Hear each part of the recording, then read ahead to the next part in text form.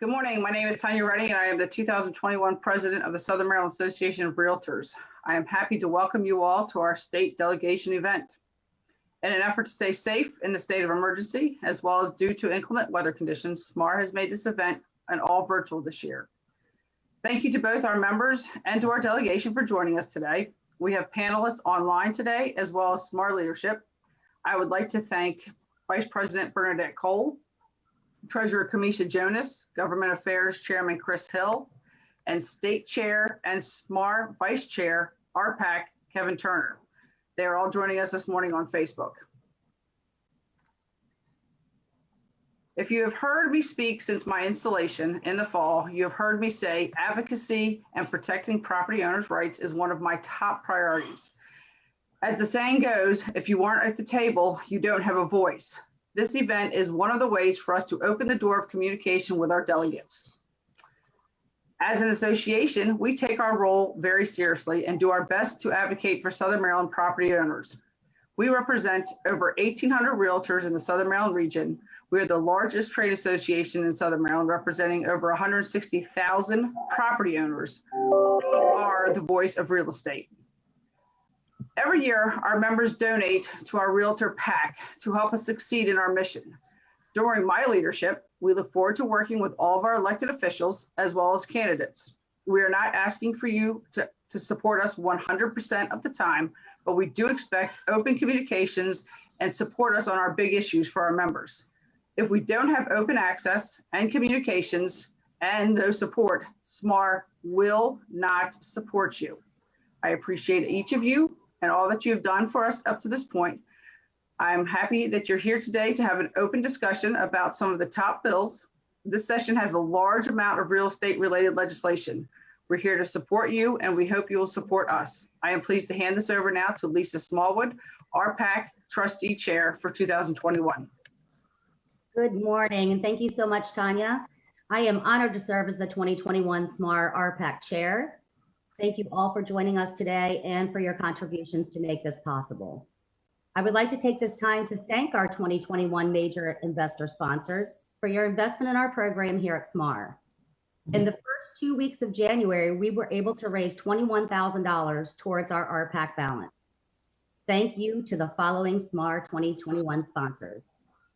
Cheryl Bear with Century 21 New Millennium, Russ Boyce, Remax 1, Bernadette Cole, Exit Landmark Realty, Chris Curtis, Century 21 New Millennium, Mark Davis, Remax 1, Craig Goff, Bay Capital Mortgage Corporation, Jimmy Hayden, Remax 100, Tommy Higgins, Century 21 New Millennium, Chris Hill, Century 21 New Millennium, Bud Humbert with Action Real Estate Services, Chris McNellis, Berkshire Hathaway Home Services McNellis Group, Michelle Puri, All-in-One Home Inspections, Bev Rasmussen, Remax 100, Tanya Redding, Century 21 New Millennium, Diana Rucci, Waterstone Mortgage, myself, Lisa Smallwood with Capital Title, Judy Zimborski, Berkshire Hathaway Home Services McNellis Group, Kevin Turner, Hometown Real Estate,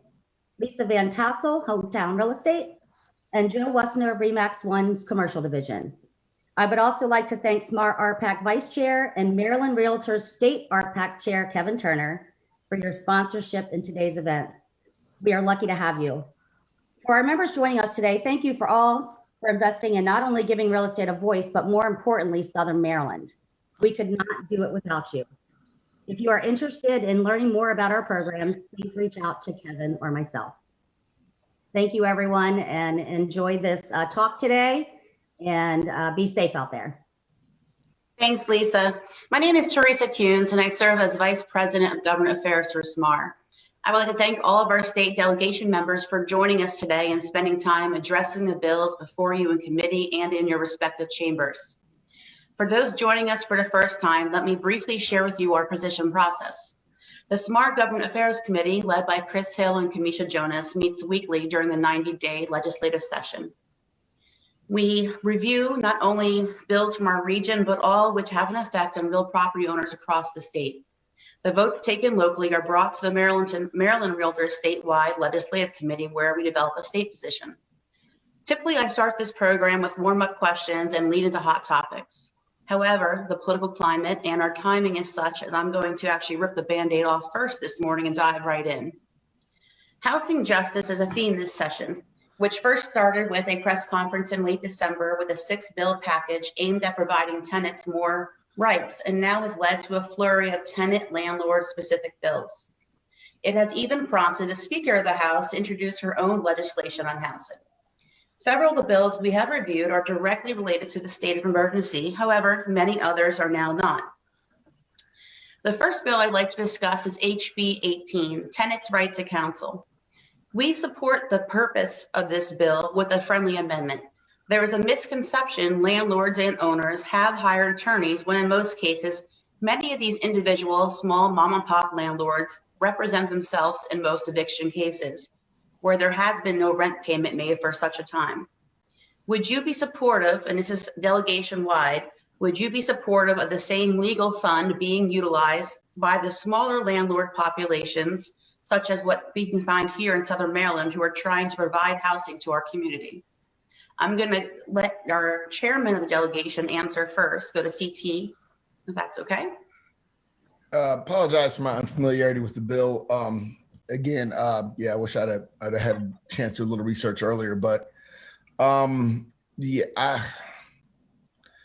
I'm not really sure the legality of just in a civil case, affording, if they, like I said, if they want to do a voluntary fund, I guess that's fine. Of course, I would have no opposition to individuals who can't afford and attorneys, and that's what the standard should be. It should not be whether you're a plaintiff or a defendant.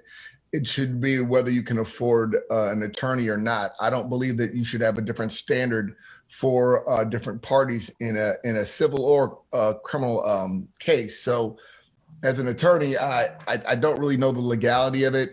Again, if this is all voluntary in how they're funding, creating the fund, but I don't think that it should be a different access depending on your party. So of course I agree. Delegate Crosby, you're the other attorney in the room, so I'm going to go to you next. Yeah, I would agree with CT that it shouldn't come down to whether you're a plaintiff or a defendant. It should be based on need or financial status to determine whether or not you should be able to utilize the fund. Thank you.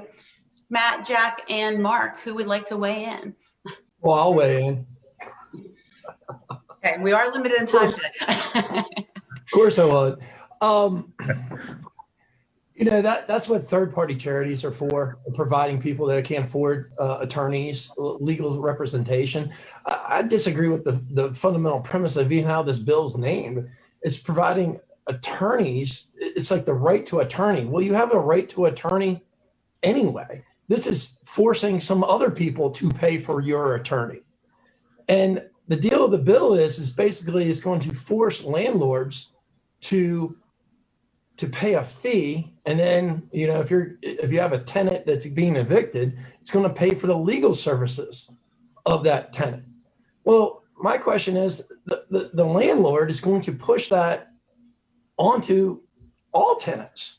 So you can make a pretty good assumption that this is nothing more than good tenants paying for a fee through higher rent for tenants that don't pay their rent.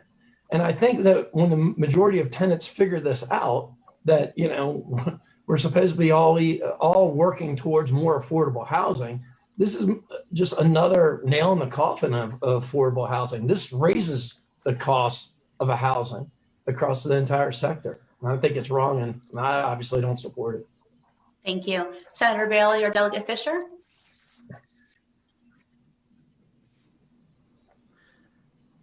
So as I can weigh in real quick, I would not be supporting this legislation. I look at you, Mark, and I see you smiling at me. Do you want to weigh in or just move on? Let's go ahead and move on. That would be great. Thanks. Okay. HB 52 is an eviction alteration program. This program is trying to create a different path and delay the displacement. However, lengthening a period of time, property owners are not getting paid in the eviction process, which will negatively impact property owners and the housing supply to Maryland tenants. The realtors are opposed to this legislation. There is a bill in the Illinois legislature which allows the property owner to earn a property tax credit for keeping their tenants sheltered and working on an alternative payment plan if affected by COVID. Would you support a proposal like this here in Maryland as an alternative solution? I'm going to go to the obvious. Delegate Morgan, you're shaking your head no. No, I really appreciate it. I understand what you all are trying to do. You're trying to offset that risk for the property owner through a tax credit, but it doesn't make little sense to me that why the taxpayers are picking up the tab for someone that's not paying their rent. Look, the biggest problem in Maryland is a supply and demand issue. You know, as a realtor, I understand this issue. I'm a property investor. I went and looked up the statistics this morning. Charles County got 35 houses for rent. St. Mary's is 20. Calvert is 12. That's not a lot of houses available for rent in a jurisdiction that probably has 360,000 people. We need to really work on supply, and you do this by easing restrictions. You know, there's a nexus that, you know, a lot of these bills are working towards this year. It's from the time the tenant stops paying rent to the time that you can evict them and getting them out of the property. And every one of these bills lengthens that amount of time of that nexus. So maybe Delegate Wilson or Delegate Crosby can answer this because they're attorneys. You know, if you wanted to rent a car after 5 days of not taking that car back, you can be charged criminally as a misdemeanor, punishable by a $1,000 fine and up to a year in jail. Meanwhile, if you have a tenant that doesn't pay rent, it takes literally months to get them out of the property.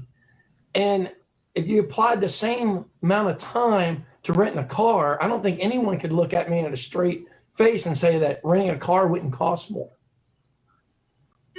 So I think going forward on these bills where it gets very complicated and we're trying to apply tax credit and stuff, you really got to look at who is the victim here in the case. Is it the person not getting paid, or is it the person getting evicted from some other circumstances? And I think then when you draw the line there, things become a good bit more clear. Chairman Wilson? Well, obviously, this is why he's a Republican. I'm a Democrat, because I do disagree with the thought process here. First of all, what he described, we call those coal miner towns. And they used to have those back in the day. And at any point in time, you could be evicted. And the reason we have real property versus property laws is because real property is seen as something more sacrosanct in this country. So evicting somebody, dispossessing somebody of their place to live and shelter is much different than just taking a car from someone, which is why we have more regulations and things to intercede to make sure that we don't have this slum landlords able to evict on a moment's notice. But I think everybody's aware of that. The bill that we're discussing, it's germane to this conversation, evictions versus property credits. I appreciate the idea. I do agree with the idea that you're talking about from the Illinois law. To be clear, though, I don't know if the bill in itself, and again, this, I feel totally off guard. Did you guys send a list of bills you guys were going to be discussing? Well, then I'll murder Joy later because I didn't get that list. No, I love Joy. Don't do that. Okay, well, I'm sorry. So I'm a little unprepared, but from what I'm listening to, it depends on if it's a temporary measure or if this is a permanent measure. And there's the issue we have to worry about. When we're talking about evictions and things like that, there are certain stopgap measures that we do need to put in place right now. Because we're also going to do it for the businesses. I'm trying to do it I have a bill to put something similar for the businesses, but making sure that you don't mess over the individuals who own the commercial property. So we're trying to work something out, but I support the basis of the bill, not the Illinois bill, the overall bill, as a stopgap measure through COVID. And of course, the property tax credits, they're always great when you can get them. I'll say this, as you guys probably are aware, if you try to put tax credits on anything, it's like taking money out of the mouth of, somebody's children. They fight tooth and nail for it. So it would be a difficult amendment, but I look forward to hearing the amendment. Absolutely. Thank you. The next bill I want to bring up real briefly, unless anyone else wants to jump in on that one, is a non-renewal of lease, which is HB 104. It extends the notice the landlord must give their tenant based on the length of the lease. And if there is no lease, you have a minimum of 3 weeks, which is basically someone's in your property and they have 3 weeks to get out, even though there's no lease or contract in place. If you do year to year, in some parts of the bill, it requires a 6 months notice. We are also opposed to this legislation because as property owners, some of you are as yourself, 6 months financially, things can change 6 months before you want to sell your house or get on the market.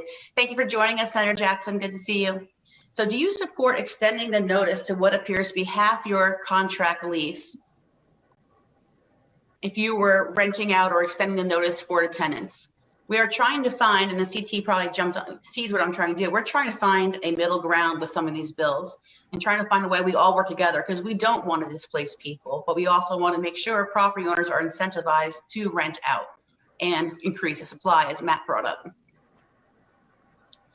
Senator Bailey or Delegate Fisher, any weighing in on the non-renewal of leases and the length of time being extended? I know Delegate Fisher, if it's not I want first. he probably doesn't talk a lot about it, but I'd be interested in finding out the 6 months lease. And I'm sorry to keep bogarting this, but it's the legal part of what I know. I know this.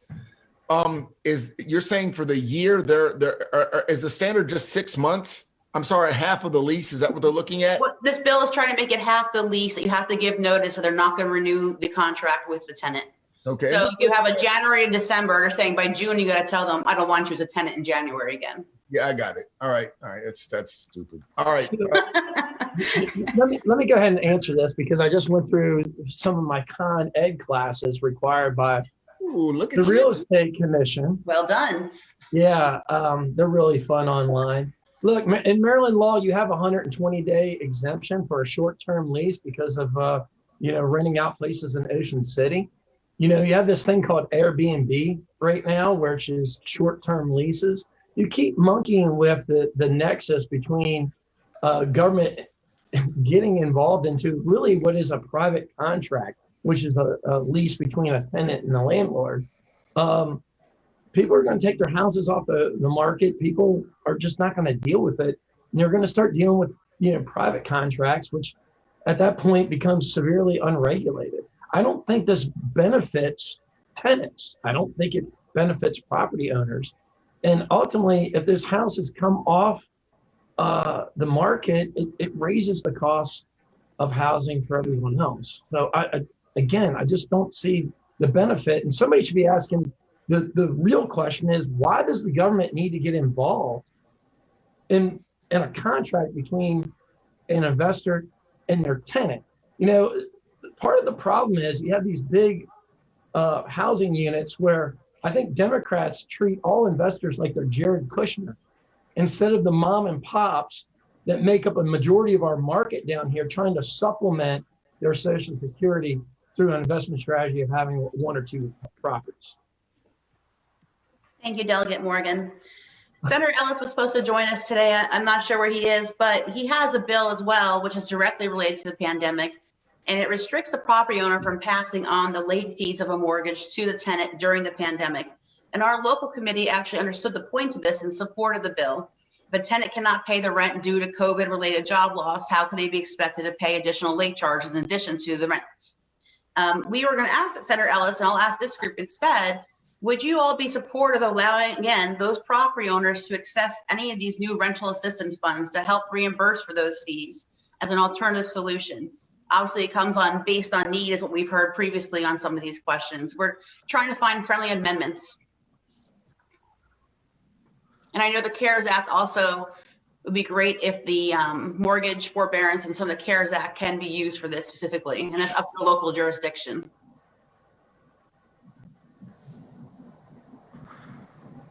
Who'd you want to go first? Go ahead, sir. I mean, Mark can go. I would just ask him.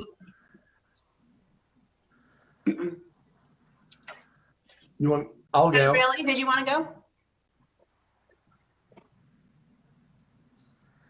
Hopefully everyone's No, I have to say I'm not that familiar with this bill. So okay.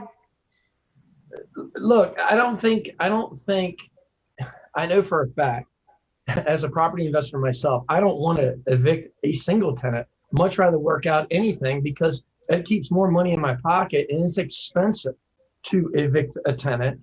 I mean, by the time you rehab a property, very rarely on a residential property are you going to get out and have somebody else move in without $6,000, $7,000, $8,000 worth of lost money.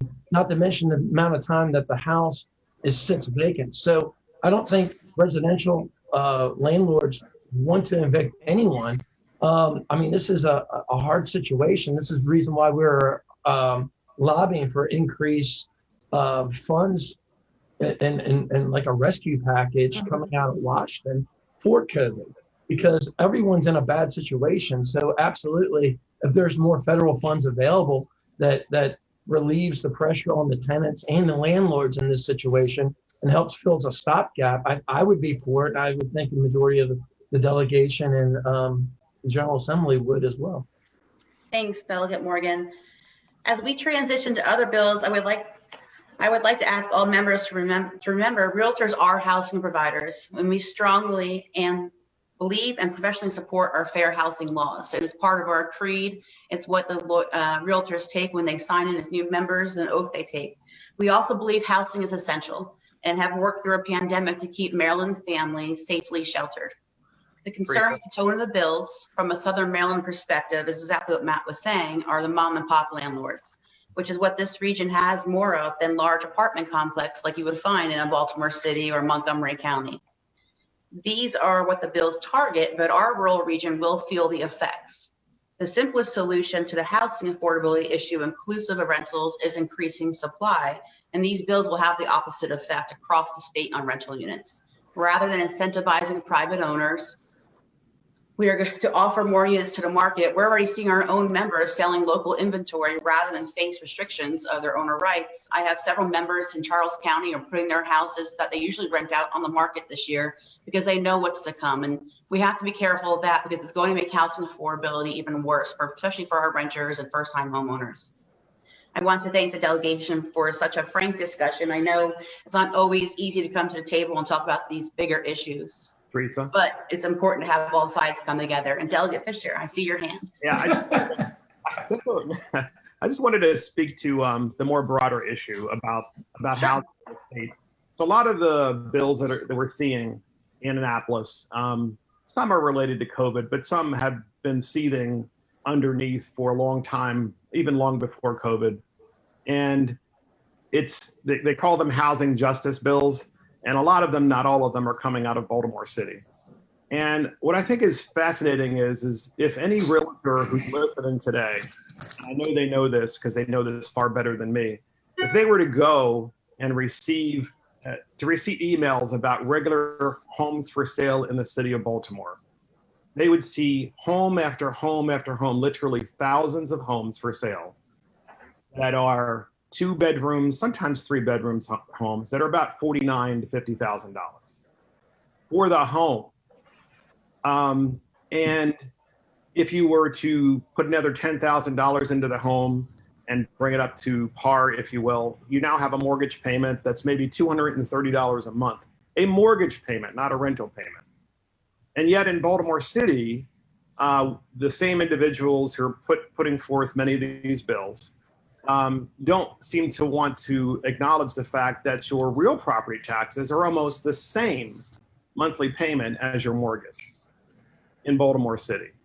So there's been a 50-year exodus from Baltimore City. And what I think is interesting is there's an enormous volume of affordable housing, not to rent in Baltimore City, to own thousands and thousands of houses. And I know this because I'm from there and I follow this on a daily basis, or certainly on a weekly basis.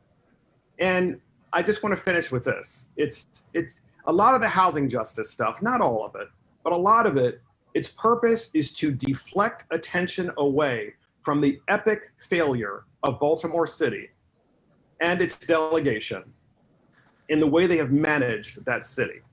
And they're trying to do to the rest of the state what they've done to their city, which is to literally destroy it and push people with money out of the city.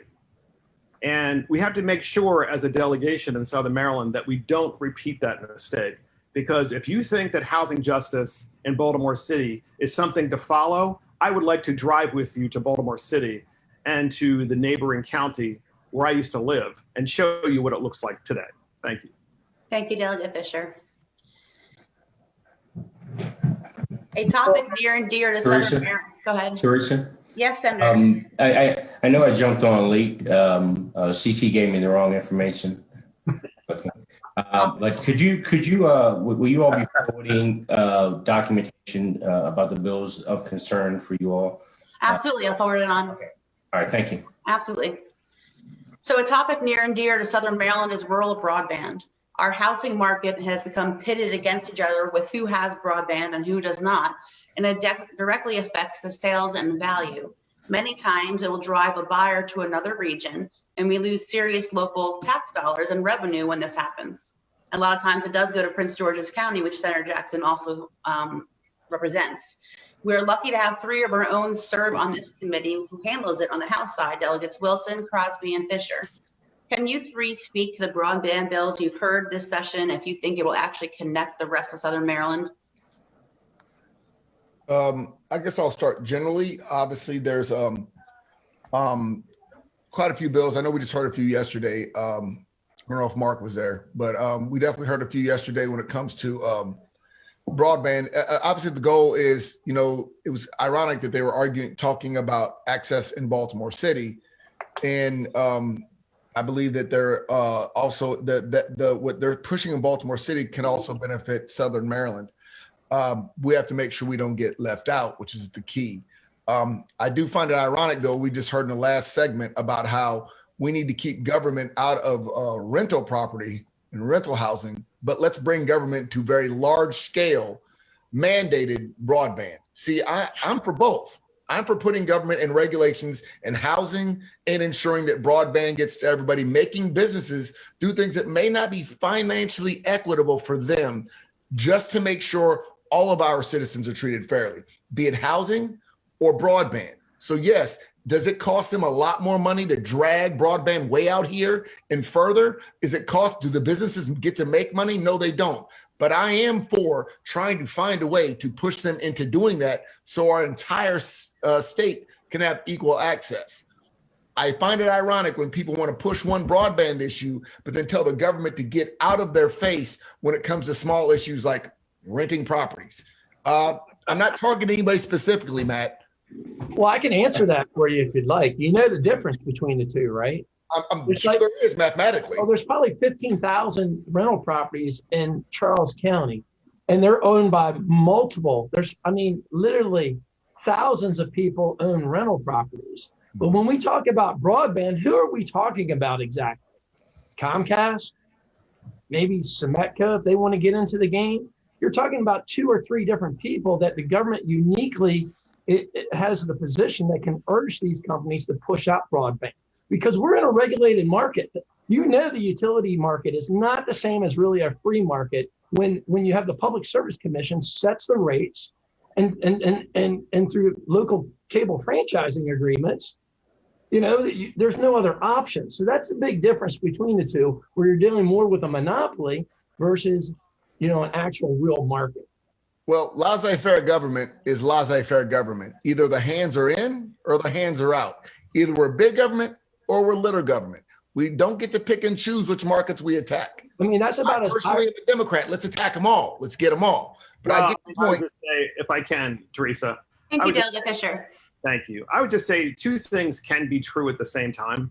So, for example, it can be true that Comcast is engaging in unfair trade practices as a private company in Charles County and in Calvert County and in Baltimore City, to name 3 jurisdictions. So what do we mean by that? So no sooner did the pandemic start, and we're many months into this pandemic, and obviously people are working from home, people are learning from home, and Comcast sends out notices in Calvert County and elsewhere that, oh, by the way, we're going to increase, your monthly charges, not because just because you're using more broadband and bandwidth, but because of the fact that we're just completely and utterly changing the whole way we price things. Right.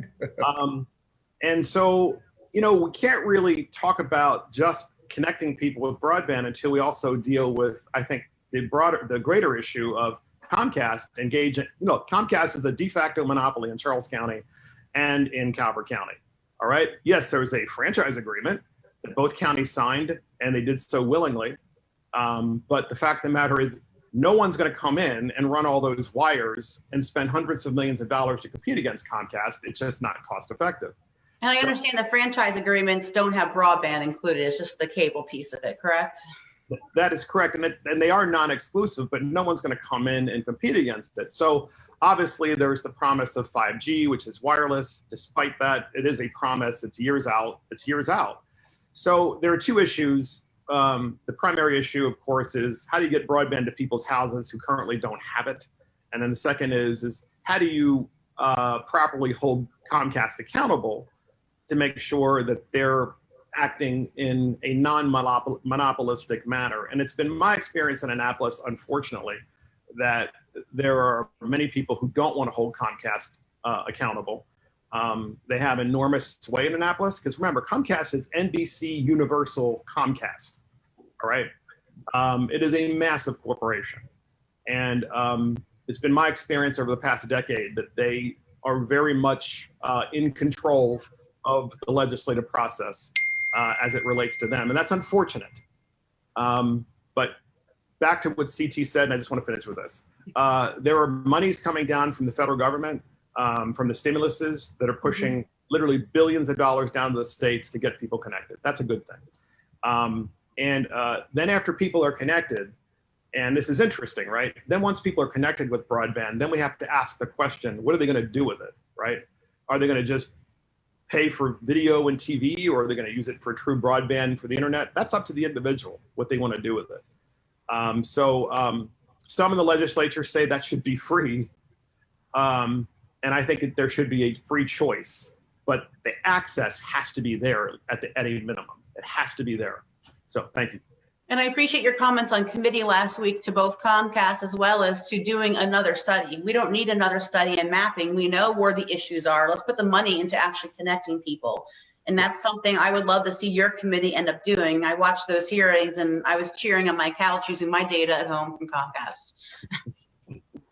So I'm going to go ahead and move on. Senator Bailey, can you give us a brief update on the aquaculture front and the bill you have this session as it relates to the waterfront riparian property owner rights? Thank you very much, Teresa. Absolutely. So the oyster aquaculture bill that I've introduced this year is Senate Bill 203, and it's going to be heard next week. And if you go to senatorbailey.com, you can actually see the ability to get an MGA account so that you can people can actually interact with that and they can get their written testimony in. We're limited in the Senate to the number of people that can actually come and testify. And speaking of broadband, I'm seeing it here. My internet connection is unstable, because I'm one of those people that doesn't have broadband. But anyway, talking about oyster aquaculture, what we're talking about is this is nothing against the watermen whatsoever. This bill just deals with column leases and floats that are on top of the water that are placed in front of communities. And the Department of Natural Resources has clearly been the bully in the room. And they say, you got 50 feet in front of your dock, and then we can lease whatever we want to.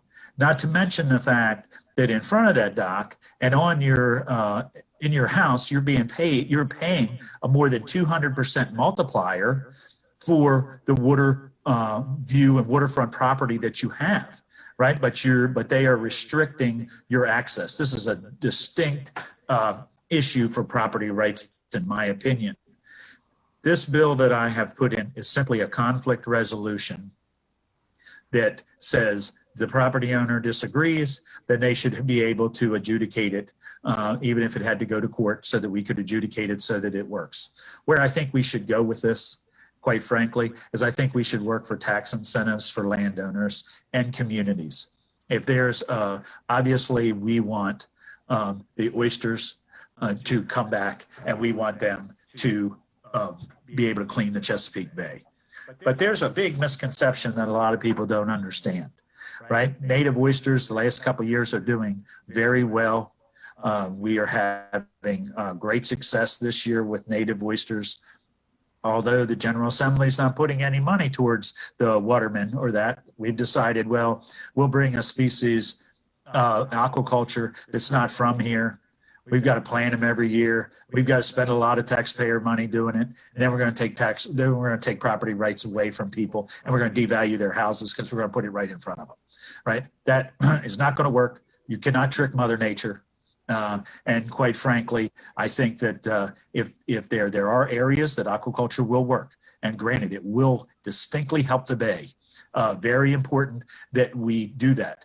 But if they want them in a community, in a shallow water area, we should be able, that community should have a say in it. And then they should get a tax incentive for doing that, right? And that's what this bill is all about. So I definitely would ask everyone to read about Senate Bill 203, take a look at it, and then we can move forward with it. So.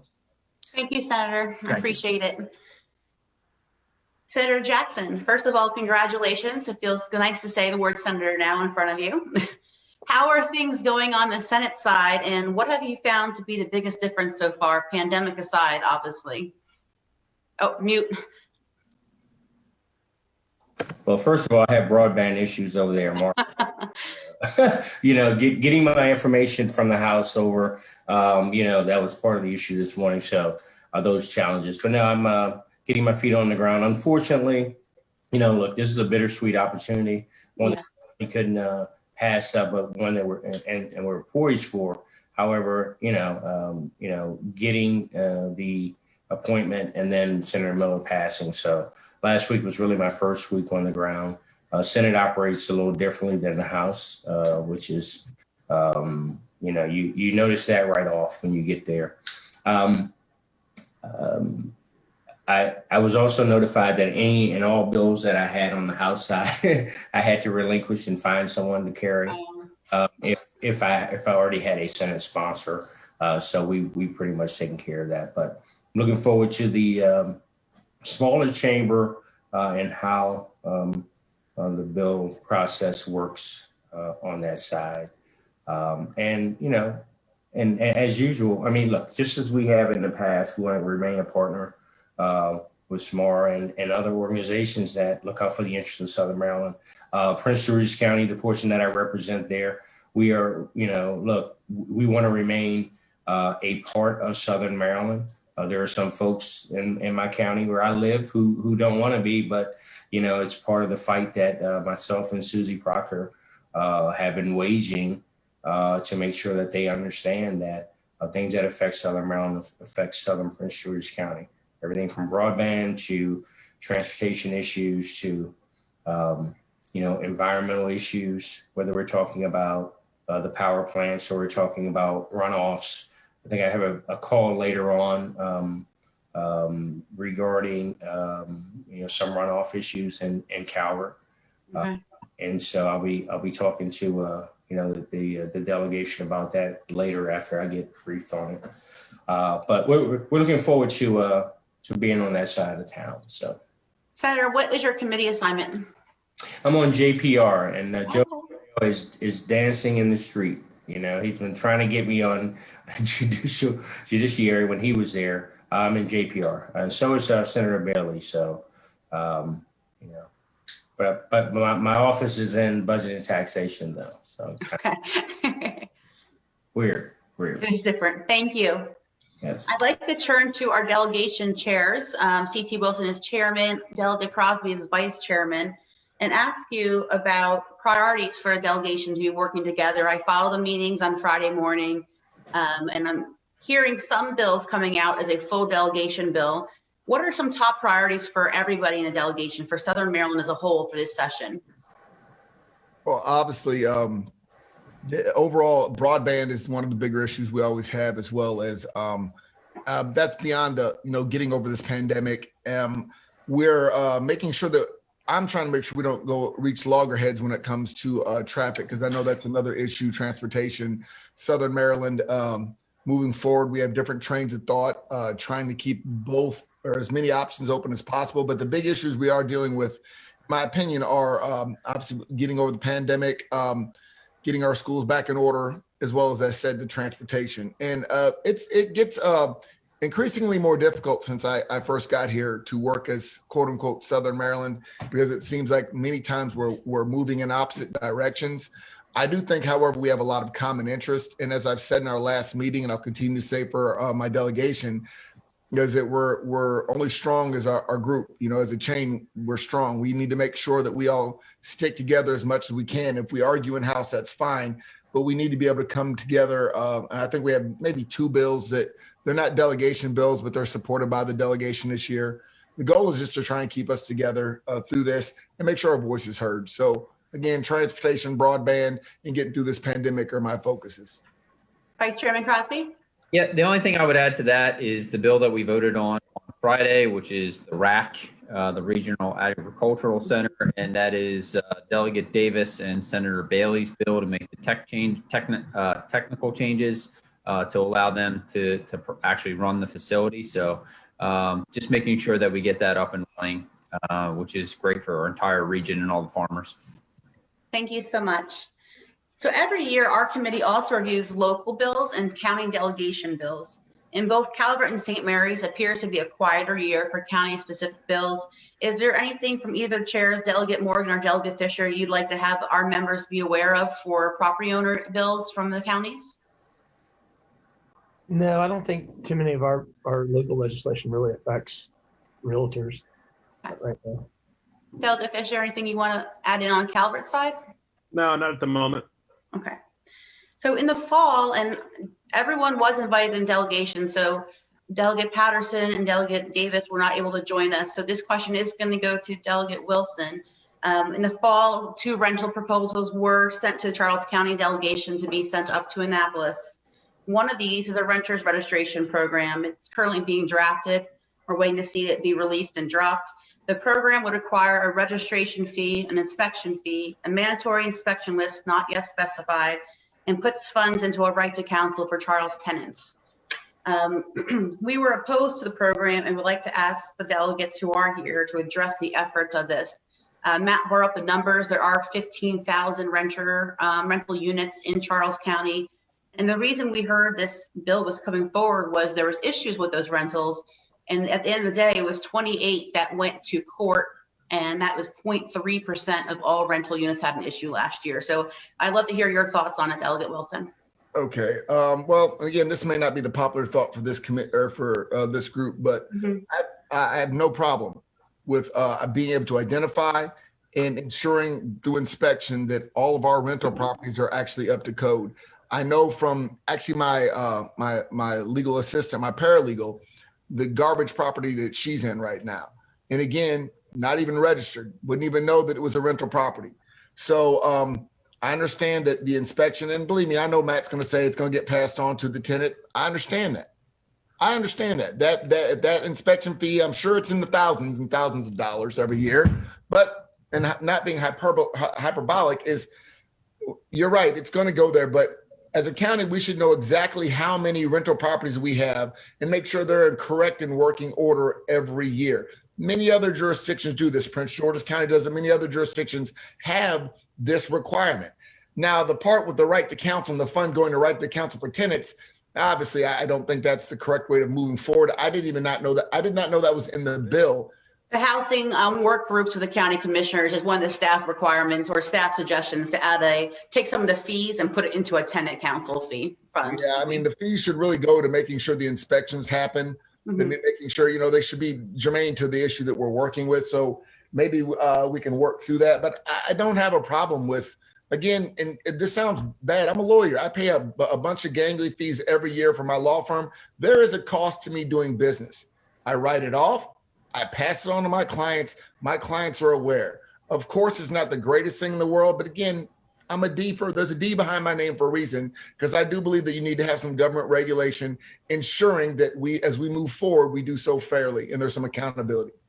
Delegate Wilson, you mentioned the other counties, and that's how this one came up. They said, look at Prince George's, look at Anne Arundel. They all have these rental registration programs.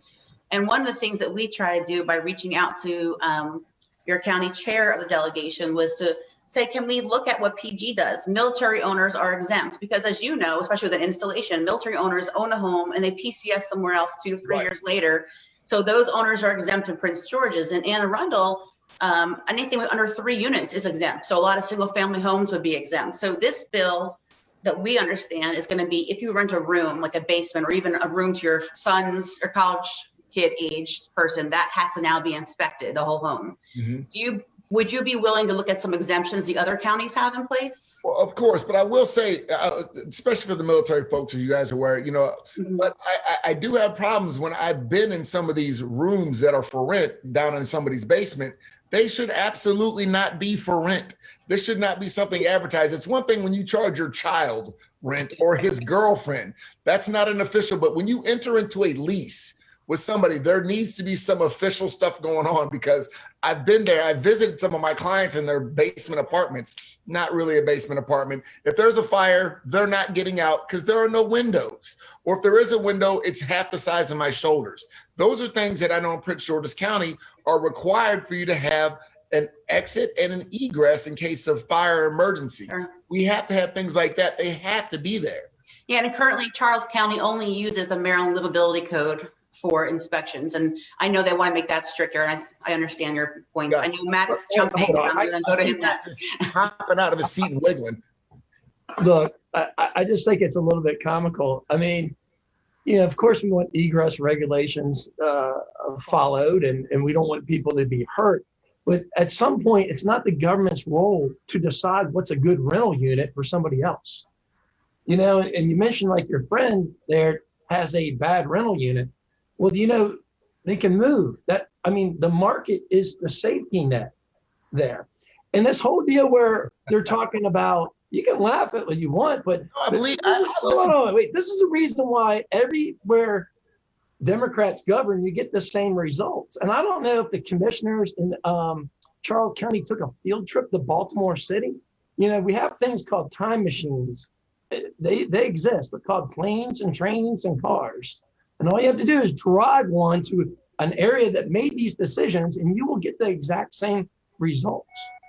This whole deal with rent stabilization, I just don't think they understand the people making these decisions and pushing this forward, because it's coming out of the activist community, not from consumer protections. It just makes no sense, because as a property investor, if I have a piece of property and I want to improve the kitchen, let's say, of the property, I improve it and I get to write that off and depreciate that improvement. If you lock down the rent, there's no incentive for the investor to ever improve the property, ever. And this is the reason why you get properties in bad conditions and complete failing, because you get away, you introduce more government regulations to the process.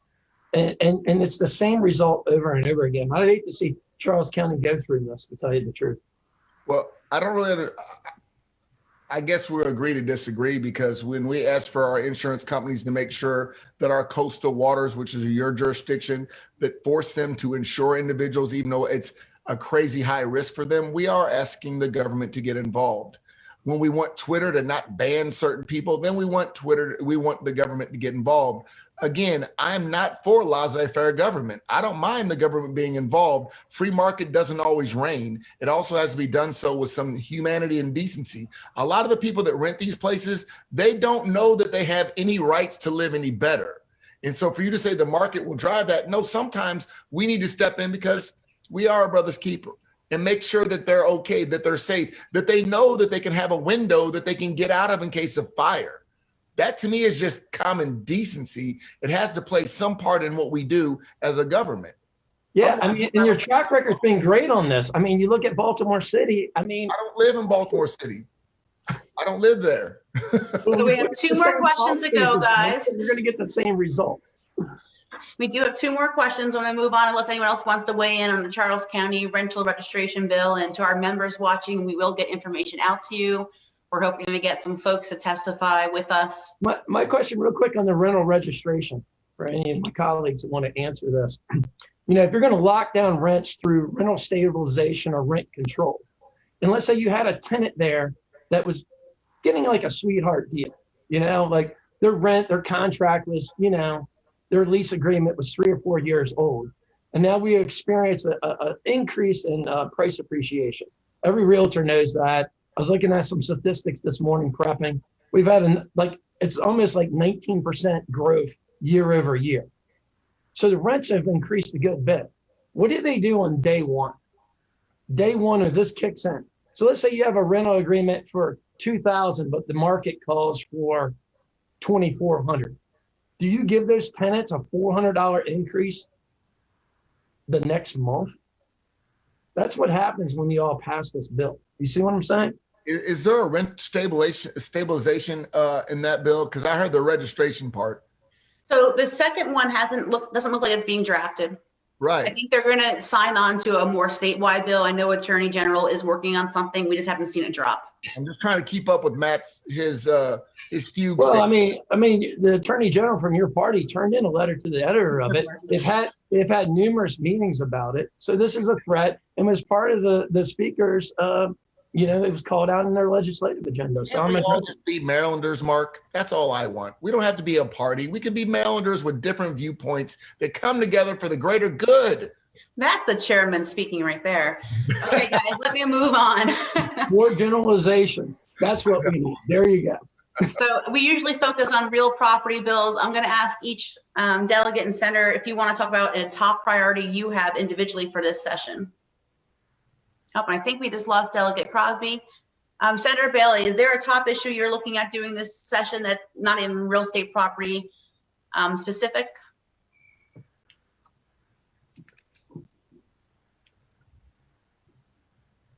So we pre-filed most bills.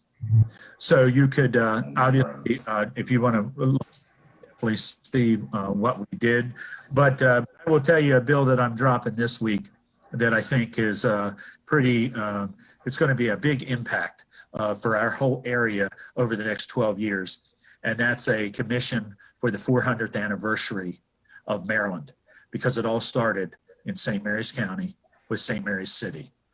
And that is a big deal, the fact that we have located the fort that was actually where the colonists and the Native Americans actually cohabitated together, one of the first areas in the country that this has ever been seen. And so we need to be prepared and planning for this. Those of you that haven't been there, we have 800 acres that is not being utilized to the best of the ability for this. We need, and it's my goal to work to inspire this so that we can not only make it available to the public, but we can work to make St. Mary's City a destination that will definitely work to help our area.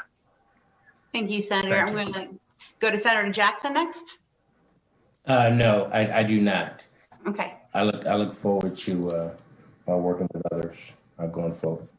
Great, thank you. Delegate Morgan? I have an occupational therapy bill that I'm pretty excited about. A lot of people get healthcare screwed up, and I think it's at some points overregulated.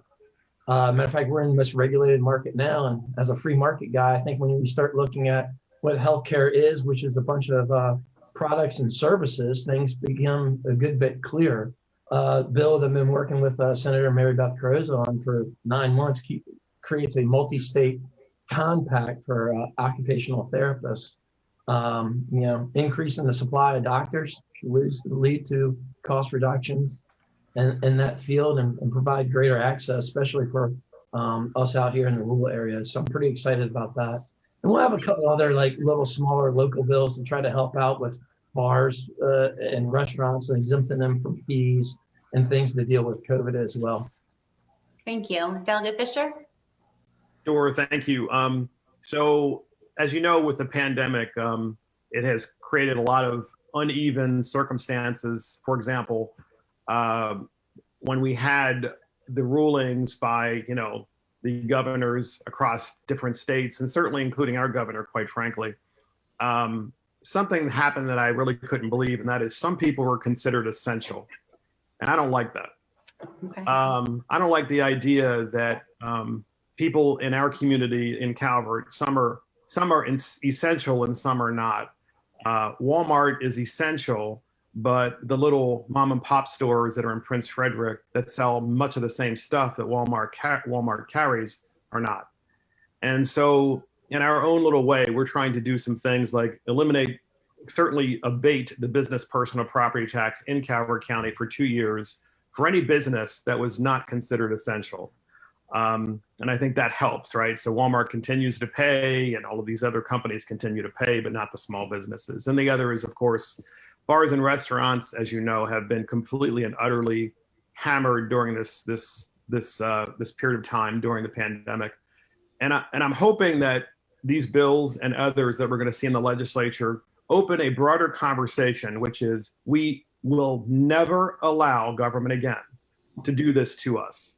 And that is to pit us against each other by telling one person he's essential and another that he is not. And that we need to refocus as a region and as a country to realize who did this to us. We didn't do it to each other. It was China that did it to us, and it was our government that had a very uneven response. And government needs to be held accountable for it. Thank you. Thank you, Delegate Fisher. Delegate Wilson? I have roughly 25 bills because a lot of them have to do with police reform, trying to balance the police reform that's coming forward, making sure that obviously, like even with the SROs in the schools, I know they're trying to get them out of the schools. Personally, I don't think that needs to happen, but I do think there may need to be some regulation on taking statements from juveniles, trying to balance I don't want the pendulum to swing too far. We need some moderacy in that. So I've got quite a few bills on police reform, as well as veterans issues, child sex abuse, the regular. I will say that if you're listening, the House would love to have you come and testify for or against any of the bills that we have forward. Some reason the Senate only allows 4 people to support and 5 people to oppose, but we are trying to, I think our limit is 50 per bill. And I think, again, the best way you can do it as a citizen is to get involved, which is not just listen to what we say, but I don't need you to agree with me. Well, tell me why I'm wrong. You know, and letters are fine. The little hate emails I get about me getting ran out of office, I kind of chuckle at. But when people have serious issues and there's, you know, they argue with specificity, it really does hit a nerve with a lot of us. You know, whether we all agree with each other or not, we all listen to our constituents. So I would beg each of you to participate as often as possible, not necessarily on the realty. You have children, you have businesses, there are plenty of things we can do. Because I know as we move forward as a state, we're in this weird situation right now, this COVID / post-COVID. How we move forward now as a state is very important. What we take with us and what lessons we learn from COVID, from the pandemic, are going to be very important. So I ask everybody just to participate. My bills are just varied, so there's no point in hitting them all, but I really appreciate this opportunity. Thank you, Delegate Wilson. And Teresa? my last question for today. Teresa? Yes. I'm sorry. Like CT, I have a few bills, but they're nothing really important. But I do want to point out one that while joint chair of pensions, we came up with we will be including COVID in the line of duty death. Oh, okay. Wow. In this year, and that group, I don't know if I'll be on it on the Senate side, but that group has committed to work on the workers' compensation component to that as we move forward. So that was on the joint pension side, and the bill that Deborah Davis picked up was one of the ones that I had to give up with Jack on the SMATIC side. So I'm not sure if I'm going to be allowed to stay on that on the Senate side. And there's some various joint cyber and next generation things that are coming up. But again, that's pretty much it. General. Sounds great. Thank you. So I am a political nerd and a campaign person from time I was very little to now. So I've been looking at all of your campaign finance reports since last week. And it's interesting who we have on this call today. And Brian just dropped off. He had to go to a work call. But all of you are the leaders in Southern Maryland for fundraising. The rest of the delegation is pretty low compared to where the 6 of you sit right now. So looking ahead to 22, we know there's a constitutional requirement to redraw districts this year based on the census data. Do you have a special session plan? What do you all predict to be some of the outcomes here in Southern Maryland? And do you see your own districts changing? I would say yes to all those. Okay. For everybody, I did not throw a fundraiser this year. I thought I just thought it would be in bad taste during the pandemic to ask anyone for money, so I waited. But I think that we're going to have issues. I think Charles County has grown again, so they're going to obviously shrink the size of my district. They may even put me in another district. Who knows? That's the downside of doing this job. You never know what it's going to be your last, term, even due to the redistricting lines.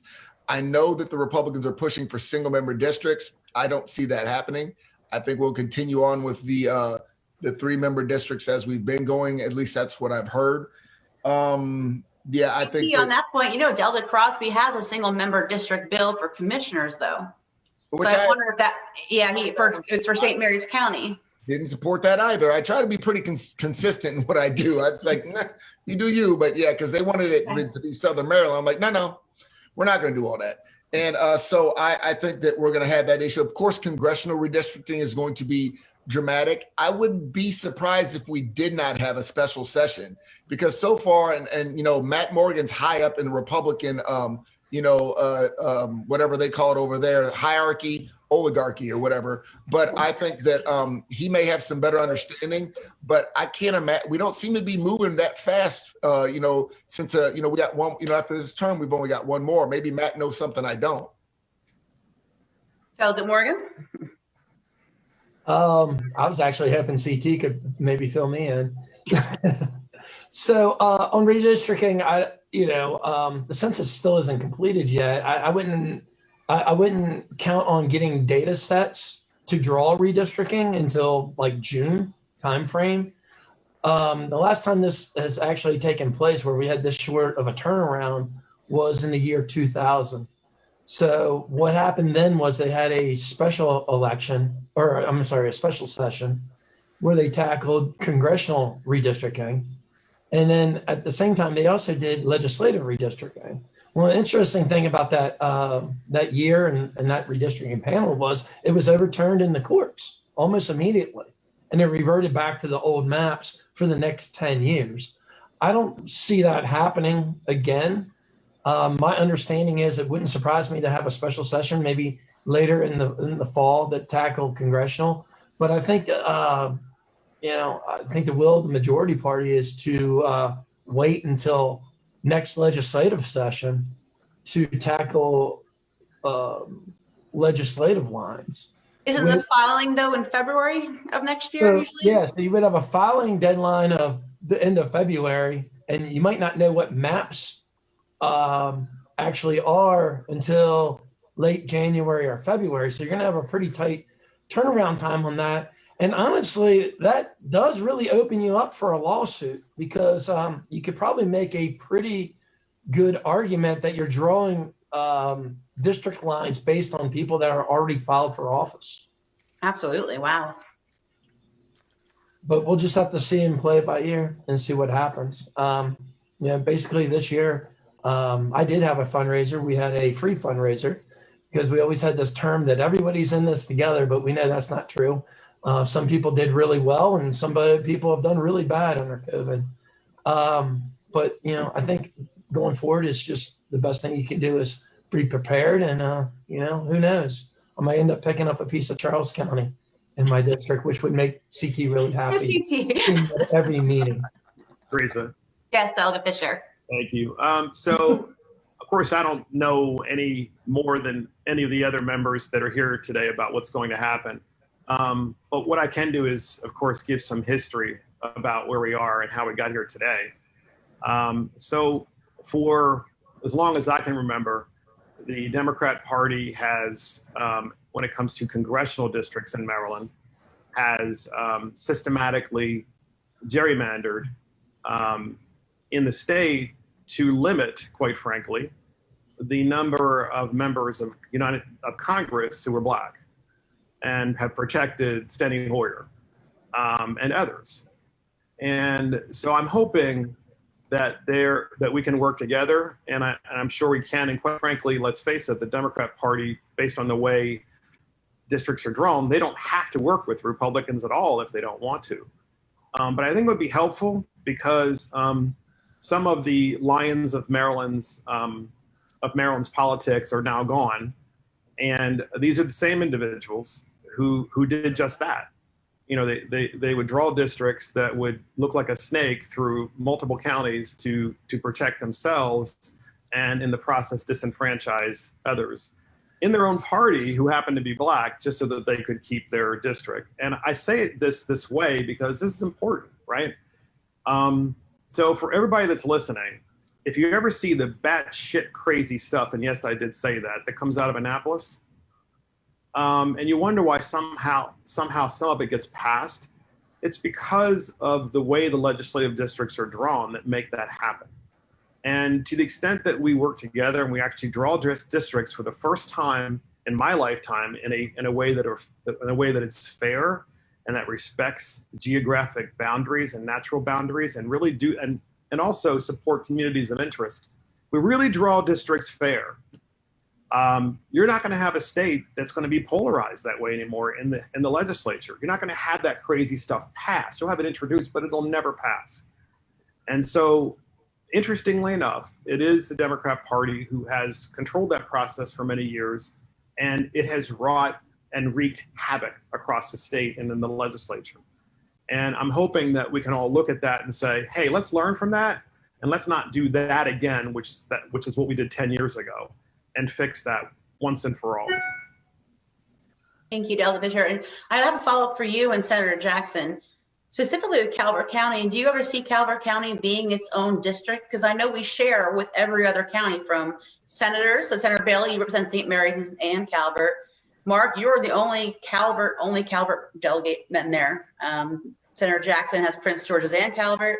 I know Jerry has both St. Mary's and Calvert. Will Calvert have just Calvert delegation, or are we still too small, do you believe, to get our own? Well, I mean, look, I'll take a stab. That's probably as much as I know right now. So my district, my new district, not only has Calvert County and Prince George's, we also have a piece of Charles County. Yeah, a little sliver. Yeah. So, you know, it's interesting. That was a 2010, lines. So it's going to be interesting to see with the population. I'm not sure. I know that Charles has grown significantly. I'm not sure where how much St. Mary's has grown. Calvert has probably the smallest growth, if any. And then Prince George's, we've had some significant growth. Toward the west of 301 and Route 5 is primarily where the growth is in Prince George's, and then north along the Route 1 corridor. So it's going to be interesting to see how these lines are. But, you know, as Matt spoke to earlier, I mean, when you look at, if we have a special session, when does the governor present his package? Does he wait until, if he presents the package in January, now we're butting up against the filing deadlines. We have a June piece coming up. And I think it's 45 days. We're talking state lines. The governor controls the congressional lines, pretty much. So it's going to be interesting. There's a lot of land that's touched by districts. As far as single members go, single member districts, Mark and I and Susie Proctor. I mean, we enjoy single member districts right now. But yeah, he's the only full delegate, I think, in Southern Maryland. In Calvert. Yeah.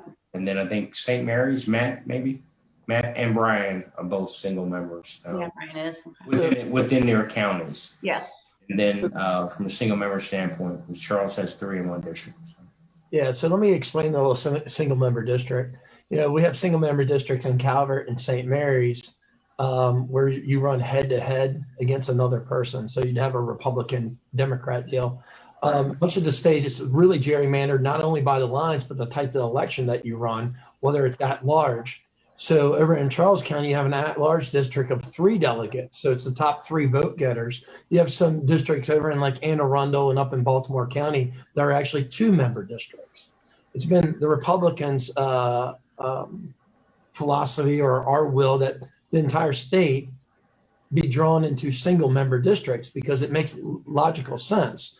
If you're a person in Mechanicsville, you have 1 delegate to talk to, me. Now, if you're a person in La Plata, well, you can talk to Delegate Wilson, Delegate Patterson, Delegate Davis. So it puts our citizens at a little bit of an unfair advantage. And I'll tell you that from how the state's drawn, and Mark talked about fairness, the one thing the Republican caucus absolutely has in common with the legislative black caucus is single member districts, and benefits both of us as far as fairness goes. So if you want more African-American legislators and you think that's more representative of the state, single member districts is definitely the way to go on that. Thank you all, guys. If you have anything else to add to the group, I'm going to start closing up pretty quickly. I appreciate your time today. On behalf of our 1,800 real estate professionals and the 160,000 property owners in Southern Maryland, we want to thank everyone who joined us today. To our members who signed on, thank you so much. An email will go out with the full recording in just a little bit. We'll be back in late April, and an invitation is forthcoming to delegation for a wrap-up session to talk about what bills actually pass and what bills to be aware of as you move forward in your own businesses. Thank you, everybody, for being here today. Stay warm. So, Teresa, thank you. Thanks, guys. Take care.